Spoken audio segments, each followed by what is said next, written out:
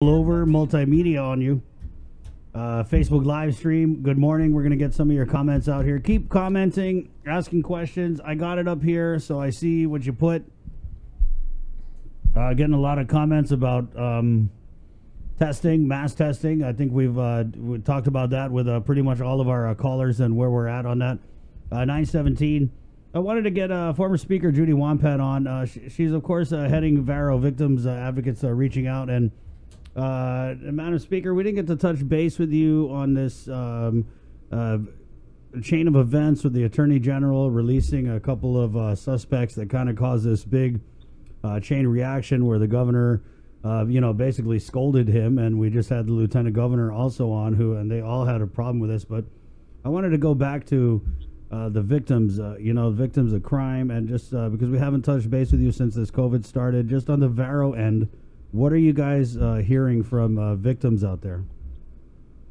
Well, I actually had the hotline over the weekend because, I'm one of the volunteers, and I had actually 3 calls that weekend, and I was kind of concerned because normally the first thing I would do would be to refer them to DART, which is a separate unit specifically for domestic violence and sexual assault, and I gave the emergency number only to be told that there was no answer, and so we had to, call other people that we personally knew, that used to work for DART, and were able to make the connection.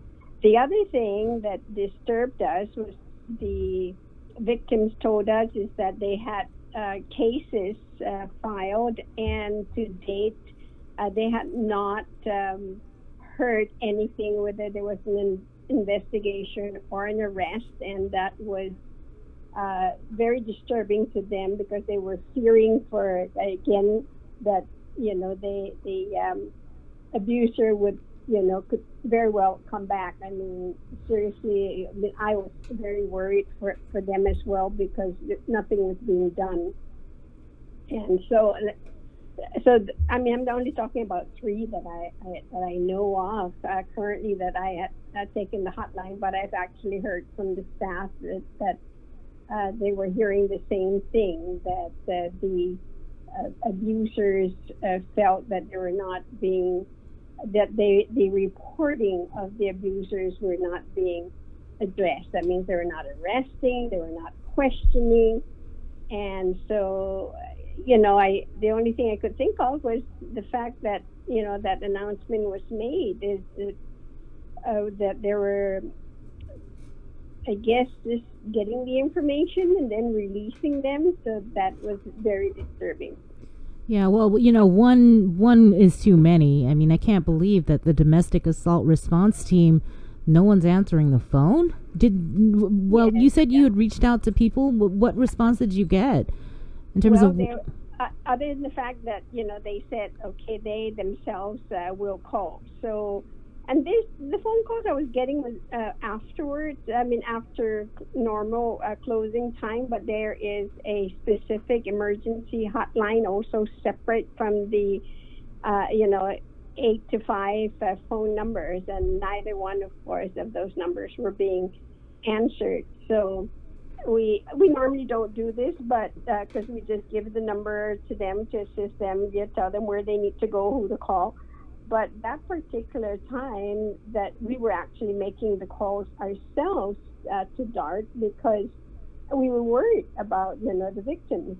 And fortunately, because, we had a former employee of Varo, he was our connection, and, went ahead and gave case numbers and reports, but that's as far as we could go.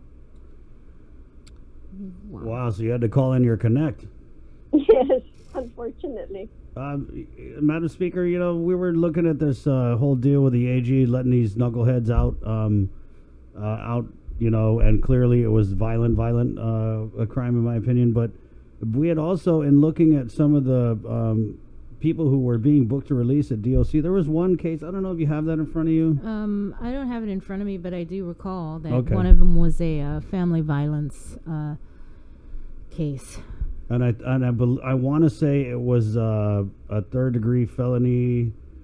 She's going to pop it up here, Speaker, because we definitely want to get the information right. But what I want to do is I want to call out the Attorney General again, because he had said that they were working with a crime spectrum table where, nonviolent offenders like your ICE dealers and, people who do property crimes, that they would be booked and released, whereas violent offenders would be booked and confined. But that's not even true. So I don't know if the AG's not reading the police reports, or, maybe their office is only open for an hour, so they don't have time to really do what, we elected them to do. But the information here that we saw that came, what is it, Bree? Okay, so this was for an April 14th, I believe it was an arrest, and it was for family violence and aggravated assault, a third-degree felony. And the person was issued a notice to appear for April 7th, 2021. So right, for about a year. So I guess just first of all, according to the AG's criteria, Madam Speaker, would you classify that as a violent crime? Oh, absolutely. I mean, you can't see that any other way. For those, of course, who've never been through it, they may think not, but for the victims themselves, it really is. I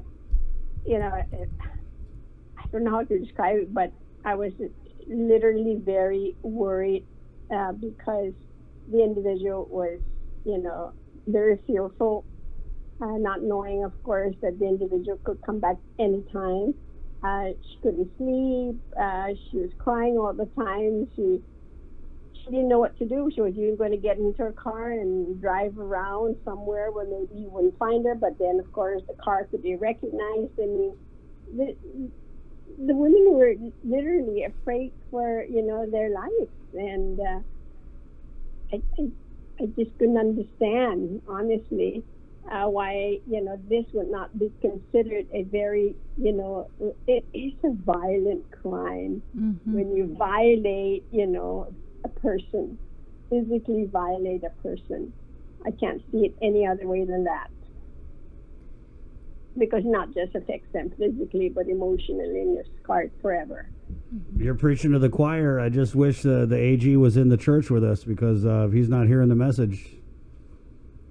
Well, I don't know what else could be done. I mean, trust me, I've been even researching this myself to think, what could be done. How do we provide, even law and order after working hours? How do we help these individuals who are self-quarantined, and if the abuser is within the same household? And the only thing we can really do is to give them a safety plan, just in case when there's an opportunity. But even with that, then, a lot of these other organizations that we normally work with can't even take them in because of, COVID-19. And so how do we provide even, immediate safety for them? Because of this, so it really, this COVID has just compounded the problem. Yeah, but I think, Speaker, also, there's COVID, but, come on, Mr. AG, that doesn't mean you just get to go on a vacation and let everyone out. Hey, nobody's going to get arrested. Go do this. You're fine. Oh, you beat up your wife. We're going to put you back out there. We'll see you in a couple years in court. I will say this, though. It's not just the AG. I mean, I'm looking at the list here, and this is releases from the Department of Corrections from March 14th to April 15th. And 69 were through court order. 61 were orders of conditional release. And then you have the AG's office with 30 notice to appear that were issued between this time frame. So it's not just... Yeah, everybody's doing it. Yeah. Yeah, I mean, at the end of the day, it's the victims, really, that are suffering and are hurting, and it could be re-victimized. So, look at this case we're talking about. What were the charges again? Family violence and aggravated assault is a third-degree felony. Right. So here you have, obviously, and I want to match this up with the Maggies, but you have a case where this person was, doing what they're doing, charged with that, and obviously there are victims in this case. Now they're released back out into the public. Where does this these people go? Do they go back home to the victims? I mean, Yeah, absolutely. and that's why I wanted to bring you on, as speaker, just to kind of bring this out into the open. And you know, we spoke with the AG last week, and we got his side, and we also spoke with the victim. But in looking at the these releases that are going on, it only kind of made us think that, wow, there's more victims out there, and so they're out, and a lot of them are coming to you guys at Vero. Yes, because we are a 24/7 hotline. Mm-hmm. Let's get your number. Are you going to be following up with the police department on what's up with their DART line, their hotline? I mean, we can do that too. I was just wondering if you were planning on asking them. Well, we did. I know the weekend I had it, we did.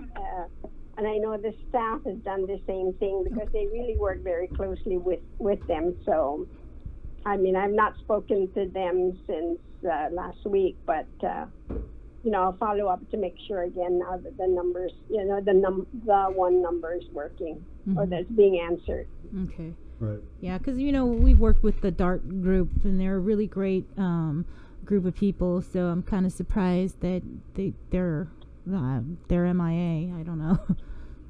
Yeah, I mean, I can understand, that we're having a skeleton crew everywhere, but, this is definitely, an emergency number, for people to call, so that should be monitored, very, very simply, just like the way we do it,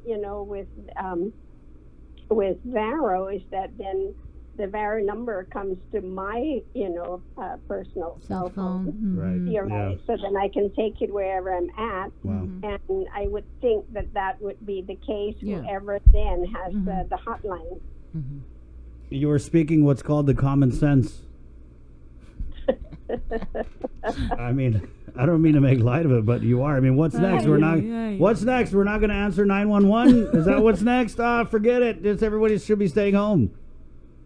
Yes, I know. I mean, I realize that because there are people who think, though, that if a number was transferred to their cell phone, that, people would get their numbers, but they really don't. It's just strictly the number that gets transferred, and I try to tell that to a lot of people. Mm-hmm. That's true. All right, Speaker, thank you so much. I'm going to be WhatsApping you more this week. We're talking about it, though, so hopefully then we can get some results. Amen. Right. Amen. Okay, thank you, Speaker. Okay, be safe. Okay. You too, Carol. Now wash your hands. I always do. Okay, good. Yeah, she definitely seems like a thorough hand washer. 9:30. That's former Speaker Judi Won Pat. Now she's heading up Vero, and I touched base with her last week, and obviously they were pissed. They're pissed about this story we had with the AG. I will say, though, I know that Adriana had asked the governor her reaction, and she was upset about it, right? And so then the Attorney General, he came out with his own statement in response to the governor's statement. And just so everybody knows, he said that it was admittedly surprising that she was not happy, given that our approach was taken in line with the directives of her office and the Public Health Authority. However,